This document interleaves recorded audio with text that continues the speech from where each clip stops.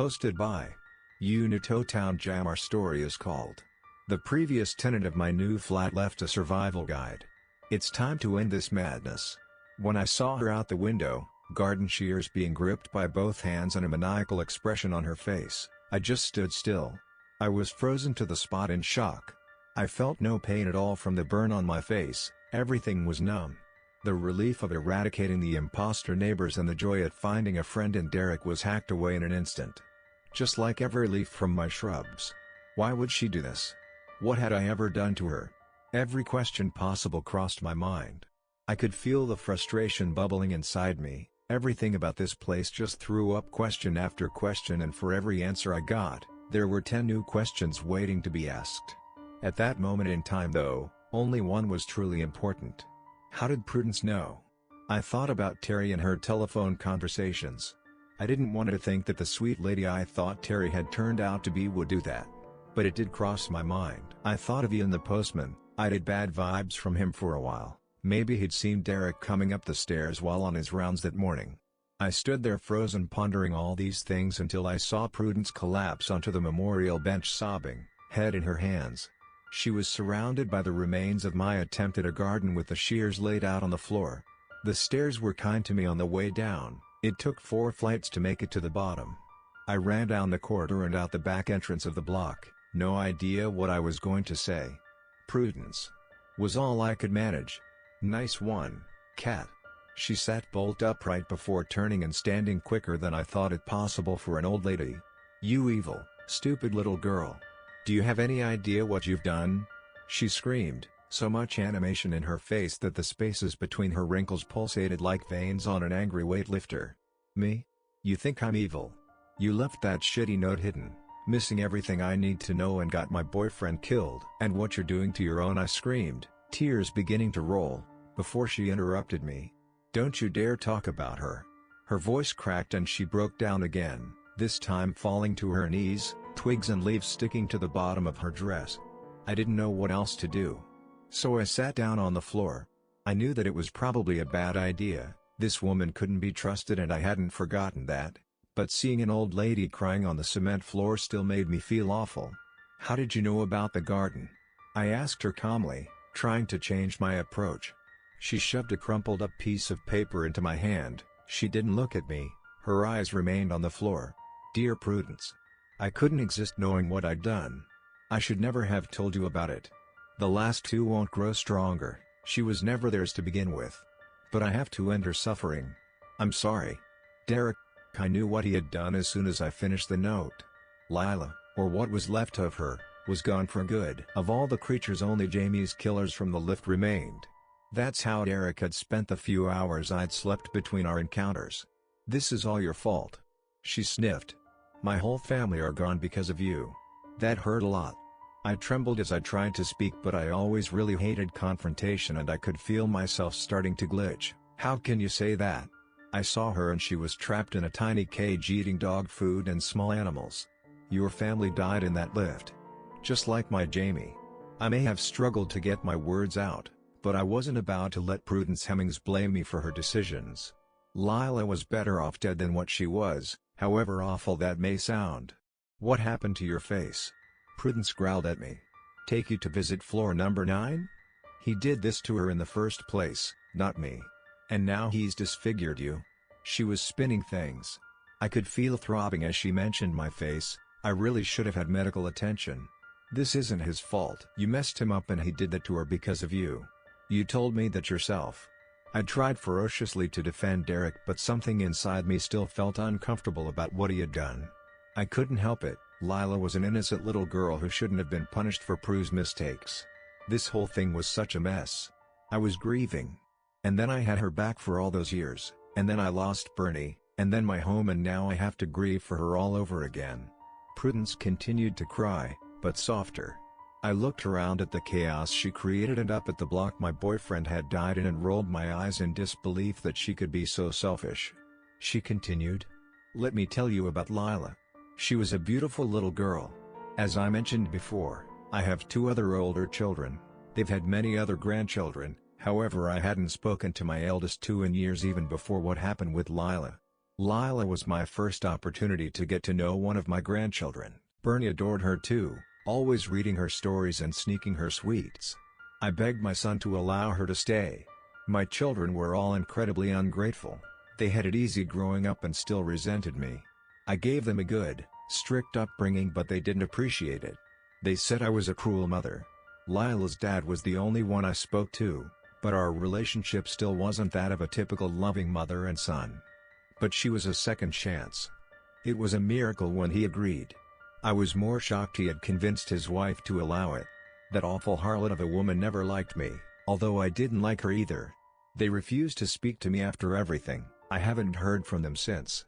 They had more grandchildren I'll never meet. I knew at the time my relationships with any of my children were over for good. So when Derek gave me a solution, I took it. I wasn't entirely truthful when we first spoke. I said I hadn't wanted this, but I was desperate. There was never a way to bring her back safely. Derek explained what she would become to me. He was initially trying to put me off even trying to get her back. I knew exactly what I was getting myself into. But I couldn't pass up the idea of my beautiful little Lila, needing her grandma forever. I suppose I was too ashamed to admit it before. But why should I be ashamed? My altercation with Derek happened after she was back, when he tried to kill her the first time. Spouting the same things on that note. What kind of monster wants to kill a little girl? That's why I trashed the garden.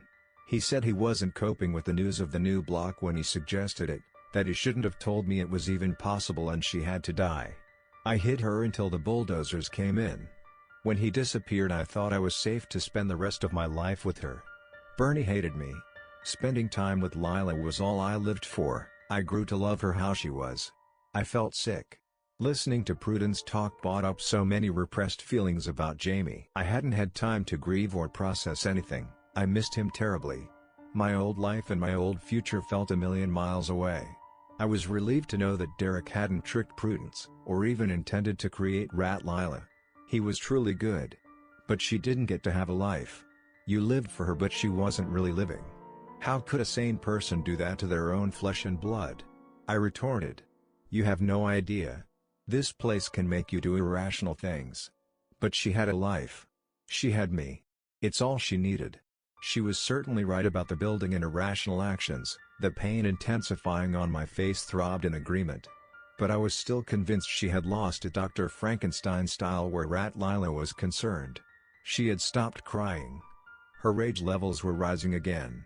I tried to tell her that it wasn't really the child she'd known, but she seemed to have grown an entirely new attachment to the creature that replaced what she lost. Every rational argument I gave was met with increasing levels of screaming. She got less coherent as she went on. The argument was going nowhere. We went back and forth for what felt like forever. After a while she started to get closer to me. We had both stood up by this point, and despite her haggard and frail appearance, Prudence was truly frightening. She looked unhinged. Her words were no longer going in. I was overwhelmed and had too many thoughts rushing through my mind to process her ranting. I took a few steps back, clearing a small distance between us. By this point, out of the corner of my eye, I could see neighbors in windows of the block, watching the altercation outside. Prue's screaming had brought a lot of attention. It was bright and I couldn't see well, but I turned to scan the windows and did recognize Eddie and Ellie watching from their bedroom, trying to wave at me. They frantically waved and pointed. I tried waving back and gesturing to them, but they kept pointing at me. Why were they pointing? Then I heard it, the garden shears scraping against the ground as Prudence picked them up and charged towards me. You ignorant little bitch. You aren't even listening. You don't deserve my home. You killed her? The twins had been telling me to turn around. I shouldn't have taken my eyes off her. Luckily, unlike my earlier shock when I had first seen her, I didn't freeze. My fight or flight instincts kicked in and I ran faster than I ever have before. I burst back into the building and heard neighbors on the bottom floor lock their doors in a symphony of bolts clicking. I couldn't blame them. Prudence wasn't far behind me and I wouldn't want to take her on in her current state if given a choice. But it didn't stop me pounding on their doors begging someone to call the police, although something told me that in this building that wasn't going to happen. I ran up the stairs, still being followed by her. By the second floor most were still locked, but a few had come out of their homes, armed with a variety of heavy objects. Even in a crisis, I couldn't fault the community spirit here. I ran another flight of stairs that became 2 but still lead me to floor 3 and then to the back of the corridor. I pounded on Terry's door. My heart was racing, but when I turned, Prue was nowhere to be seen. I was hoping the people who came out on floor 2 had stopped her, but something was odd. I hadn't heard any commotion. This wasn't the end of it. Eddie and Ellie hugged me tight as Terry let me in and bolted the door shut quickly behind me. I told her about what had happened. She couldn't believe what Prue had done. It turned out no one knew about Lila. I was edgy for the first hour. But Prue had disappeared. Terry helped to clean up my burn and put some cold compress on it. She offered to take me to the hospital, but I couldn't. I was too shaken up from what had just happened. I couldn't face trying to explain how I had sustained my injuries, and I still hadn't reported Jamie missing. He still hadn't had any messages from his family, and work had given up calling, but his friends had started. They were harassing me non-stop, but I had been too distracted to come up with a decent lie. It had been a week since I moved in, and it wouldn't be long until people realized something was seriously wrong. My conversations with my family had been short, with me insisting they didn't visit until we were unpacked and set up. On top of a murderous old lady and an untold amount of abnormal issues, the real-world problems were starting to creep up on me. I sat with Terry for hours, drinking tea and chatting to her. It started to get dark, and Eddie and Ellie came into the living room after playing in their room for a while. The voids replaced the big, brown puppy dog eyes again, and their claws looked especially sharp, but to me they were still adorable. Their transformation prompted me to head back to my flat. It was late. I needed to work out what to do next and how to dig myself out of this giant hole. I couldn't just keep planting gardens. I needed to do this myself. I wandered up the stairs. They went on for a while, but nothing too horrific. I passed the man on floor 5, nodding politely and continuing my ascent. I wondered if he'd received the letter of concern yet. He was a little unsettling. When I got to my floor, Mr. Prentice was making his animal noises again. I smiled, which hurt my face. After all the madness, I was starting to find the seemingly benign horrors of this building oddly comforting. I reached my flat and turned the key in the door before bolting myself in like Terry had. I could feel something wasn't right the moment I entered. The flat was in chaos, which was nothing new because we had only moved in a week ago and I had been too preoccupied to unpack. But things were out of place. The organized chaos wasn't how I'd left it. Then she strolled out of my kitchen. Prudence Hemmings. She was carrying a large carving knife in her left hand this time. She had prepared for her attack. She smiled at me and lifted her right hand, jingling a set of keys that she had entered with. I turned to unbolt the door, but she grabbed me from behind before I could turn the handle to open it and held the knife to my throat. "I will kill you for what you've done," she whispered into my ear. Without a second thought, I leaned forward just a tad and swung my head back as hard as I could. I couldn't believe that it worked, but I must have broken her nose. Prudence dropped the knife and clutched her face, blood streaming between her fingers. I went to grab the knife, but she was closer and doing the same thing. I had no other option but to run again. I grabbed the door handle and turned it to exit the flat as she tried to stab me. I was mostly out the door, but her arm was close enough to reach my side, and I felt the knife pierce the side of my torso. I was in searing pain, but I didn't stop running. As I stepped outside my flat, I could still hear Mr. Prentice's noises flooding the entire hallway. It gave me an idea. I ran towards his door, Prudence stabbing at me frantically with blood gushing from her nose. A few got me as I stopped outside flat 48. The pain was awful and I could feel myself starting to drift out of consciousness. I was losing a lot of blood. I would give my last breath to end Prue. So running on nothing but adrenaline, I knocked hard on flat 48, and shouted, "Mr. Prentice, can you help me?" It was a shot in the dark. I didn't know what would happen, but I had to try something. She had stopped stabbing at me. She was enjoying watching me bleed out slowly from the wounds she had already inflicted. I was incredibly weak, and I lost consciousness not long after that, but before I did I heard heavy clunking from the inside of flat 48, chain locks being released and bolts being undone. I watched with blurry vision as a large creature, that I can only describe as a cross between a bull and a wolf, charged out of the flat and trampled the old witch to death. I heard her bones crunch just as slipped away. I woke up in the hospital a day later. My parents were there, as were the police. Apparently I had been found just outside the tower block with my handbag missing, by a neighbor who had been watching from a window as it happened. The police told me that the person had seen the mugging out of their window. They had seen two men approach me and Jamie, splash something in my face, attack us, and when he tried to fight back, they bundled my boyfriend into a car, which the police had been searching for to no avail. He was officially missing. I was baffled, but grateful that Jamie's disappearance wouldn't be blamed on me. I went along with it and made out that he had ghosted work to enjoy our first week living together. I had been stabbed 4 times but thankfully in all the right places, if there is such a thing as the right place to be stabbed. I lost a lot of blood but I was going to be fine. They were all shallow. They assumed my burns were chemical and happened during the mugging too. The police promised to keep us updated but they still can't find the car. They never will. I wish the story the police had been told were true. It left some hope for Jamie.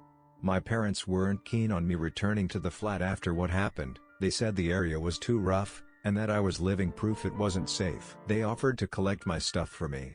I insisted though, told them that I wanted to see how I felt and they couldn't force me not to. I was released from the hospital 2 days after I woke up in there. When I arrived at the flats, it was strange. It felt like home.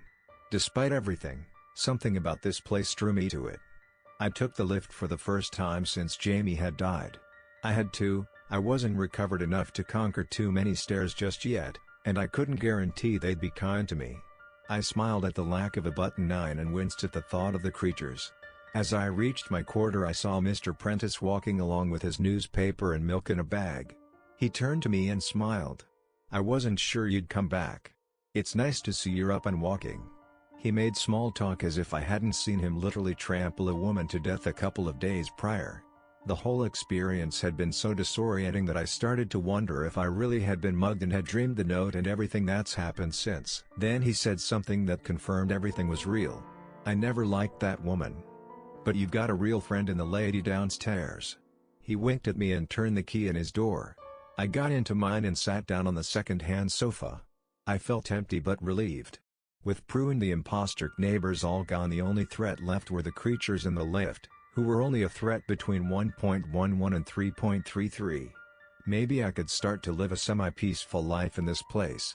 Terry knocked on the door, my handbag, that I had left at hers before Prue attacked in my flat, on her arm. Mr. Prentice was right, she was a good friend. I thanked her for what she'd done and for what she'd told the police. She said it was pure luck that she found me. She had been walking up to return the bag and found me and Prue sprawled out on the floor. I asked what happened to Prue's body and she just pointed in the direction of flat 48.